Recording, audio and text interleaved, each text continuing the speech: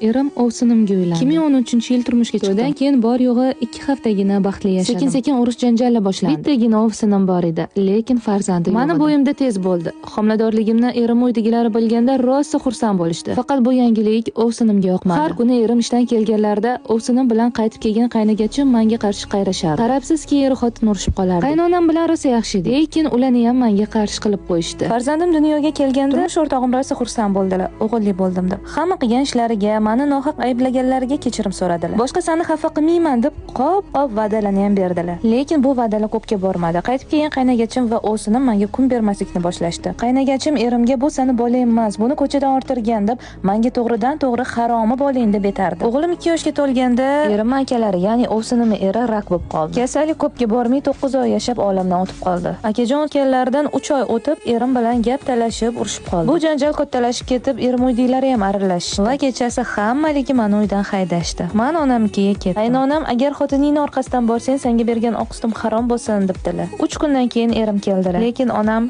bolam keting, ko'sangiz oqarmaydi, onangizni qarg'ishini olmen deb aytdilar. Oradan 10 kun o'tgandan keyin erimni o'zini kenaysiga uylanganini eshitdim. Ishonasizmi? Haligacha o'zimga kela olmayman. Qaysi aybim uchun menga bunaqa nohaqlik qilishdi deb haligacha javobini topa olmayman. Hozirda eko orqali farzandli bo'lishgan. Bizadan ham xabar olib turadilar. Ajrashganimga 8 yil bo'ldi, lekin bu hayot ko'rganimdan keyin ikkinchi marta yana oila qurishga juda qo'rqib qoldim. Bu kuzatuvchim hayotiy hikoyalarini o'qib, sizlarga murojaat qilgim keldi. Kelinglar, er-xotinlarning hayotiga hech kim aralashmasin. Na qaynona, na qaynsingil, na qaynagachi, na o'vsin. Shu dida gaplar bilan buzilib ketayotgan, dard ketayotgan oilalar qancha. Hamma o'zini hayotida baxtli yashasin.